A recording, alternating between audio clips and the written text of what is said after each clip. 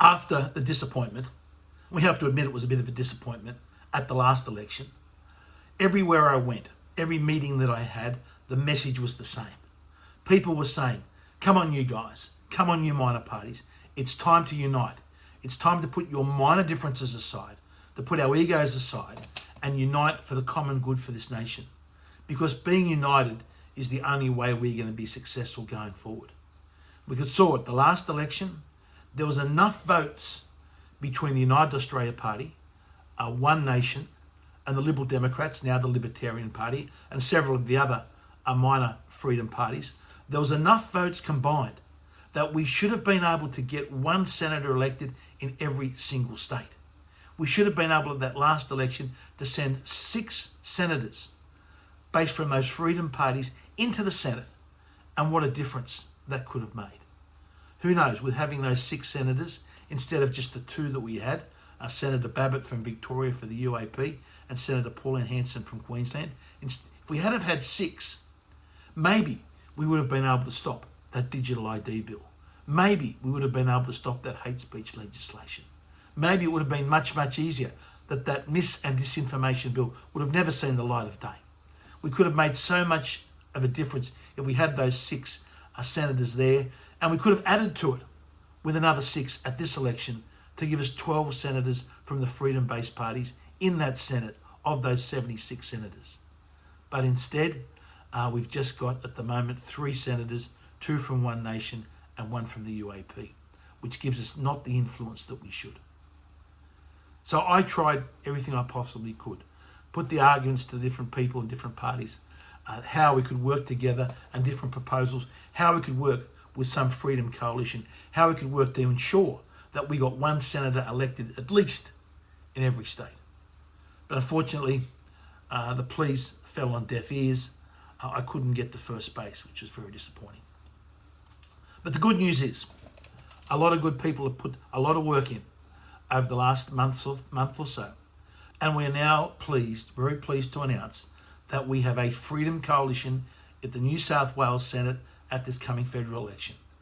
That Freedom Coalition we made up of the Libertarian Party, Gerard Rennick's People's First Party, and the Heart Party, formerly known as the Informed Medical Options, or IMOP, and some very good people that they do have there.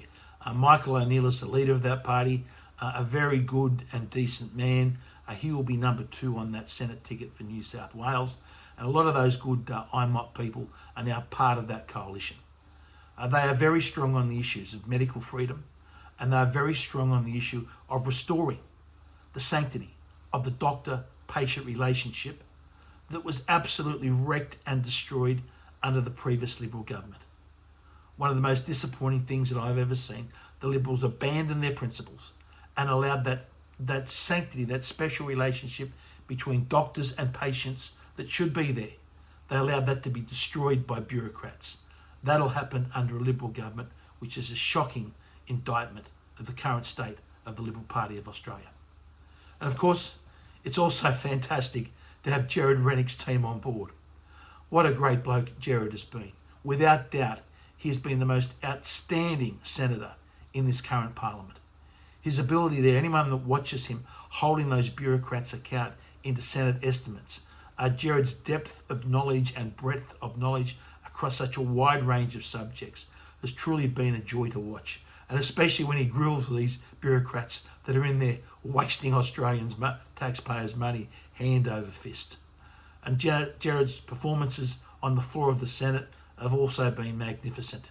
So it was no surprise that Gerard, doing such a good job and being so outspoken on so many issues that are important to Australians, was dumped by the Liberal Party. They didn't want someone of Gerard's calibre in there asking questions. They just wanted another toady that would toe the party line. So Gerard, it's fantastic to have you on board with our coalition here in New South Wales. So look, that gives us a great chance. We're now running a joint ticket or triple ticket of those 3 parties, but there is still time for some of the other minor parties to join. We've seen from past history, splitting the vote, fragmenting the vote, running multiple minor parties, multiple minor freedom parties, libertarian, conservative, whatever you want to call them, but with very similar values, running those multiple parties in the Senate is counterproductive. It actually fragments the vote, and because of the difficulty of people understanding the preference system, the preferences just don't flow. If we're able to all unite, we would guarantee almost certainly at least 6 senators at this next election. But all we are doing by being divided is looking at the possibility of handing those seats to the Liberal, Labor or Greens, where they can ram legislation through, as we saw at the last Parliament, where even something like the hate speech bill rammed it through with only an hour's debate for 76 senators. That's not how politics should be in Australia. So I hope, now that Mr Albanese has delayed calling the election, that there is still time for these other smaller freedom parties to come on board, at least in New South Wales. Come on board our joint freedom ticket. Come on board and let's all work together as one united force to make sure that we can make a difference at this coming election. Because divided, the vote fragments and we end up with no one getting elected.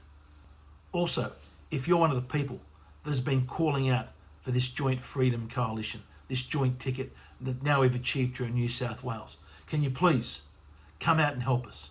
Come out and volunteer to assist on the polling booth, even if it's for only an hour on election day. And come along to our branch meetings. We've got one coming up this Tuesday, up on the Northern Beaches. The details up here on the screen now. Come along and be part of that conference, meet like-minded people and hear what's happening on the Northern Beaches as regards our campaigns. And I'll also at that be giving an update on the hate speech legislation. What you can and cannot say any longer on social media that could end up you, and here in Australia, if you say the wrong thing now on social media, you could end up being arrested and get 7 years in jail. So I'll be going through the details of that.